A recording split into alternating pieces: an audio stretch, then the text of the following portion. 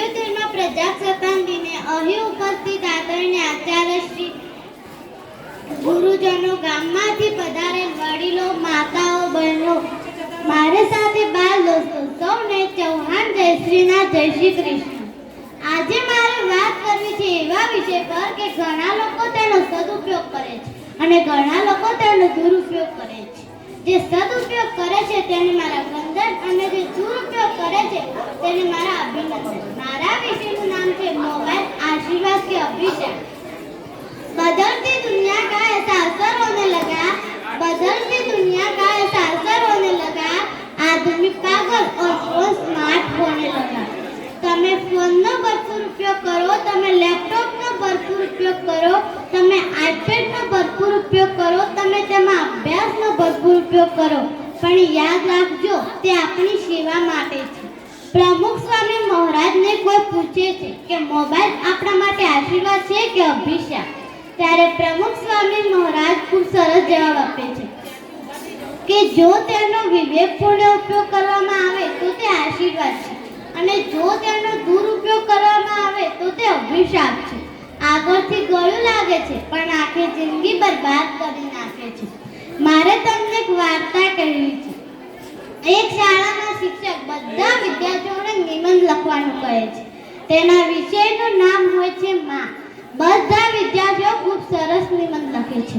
જ્યારે એક વિદ્યાર્થી એવું લખે છે, તેનો હાર્દ મારે તેમને કહેવો છે કે હે ઈશ્વર, તું મને આવતા જન્મ માનવનો અવતાર આપવાનો હોય ને તો તું મને નહીં આપતો.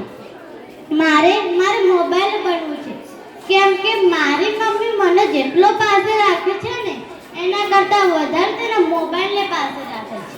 અને જો તું મને આવતા જન્મ માનવનો જ અવતાર આપવાનો હોય તો તું મને ઓફલાઈન મમ્મી આપજે, જે મારી સાથે રમે, મારા અને પપ્પા માટે ગરમા ગરમ ચા નાસ્તો બનાવે. मारे आगे ऑफलाइन मम्मी चाहिए थे.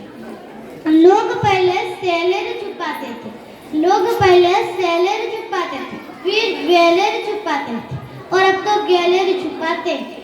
આપણને મોબાઈલની એટલી લત લાગે છે કે આપણે મોબાઈલ વિના ક્ષણ પણ નથી રહી શકતા. આપણે આપણા મા બાપને મૂકીને, પત્નીને મૂકીને, બાળકોને મૂકીને આપણે વિદેશમાં રહી શકીએ છીએ, પણ આપણે મોબાઈલને મૂકીને નથી રહી શકતા. મોબાઈલનો વધુ ઉપયોગ કરવાથી માથાનો દુખાવો અને ચીડિયો સ્વભાવ થઈ જાય છે અને યાદશક્તિમાં ઘટાડો થાય છે. છતાં પણ આપણે કલાકો સુધી તેમાં ટાઈમ વેસ્ટ કરીએ છીએ.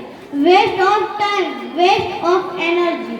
મને એ પંક્તિ કહેવાનું મન થાય છે, કોલગેટની પહેલા ફેસબુકને રોજ ચાખે, કોલગેટની પહેલા ફેસબુકને રોજ ચાખે, લાઈક અને કોમેન્ટનો ચોખ્ખો હિસાબ રાખે, લાઈક અને કોમેન્ટનો ચોખ્ખો હિસાબ રાખે. ભૂમિતિની રેખાને ભૂગોળના પર્વત ચર્ચે, ભૂમિતિની રેખાને ભૂગોળના પર્વત ચર્ચે, ક્રિકેટ અને પોલિટિક્સની ચર્ચામાં આખો દિવસ કાઢે, ક્રિકેટ અને પોલિટિક્સની ચર્ચામાં આખો દિવસ કાઢે. વાત ટીના, મુની અને ટીંકુની માળે, વાત ટીના, મુની અને ટીંકુની માળે, ફેસબુક પર રહીને ફેસબુકને ભાંડે, ફેસબુક પર રહીને ફેસબુકને ભાંડે.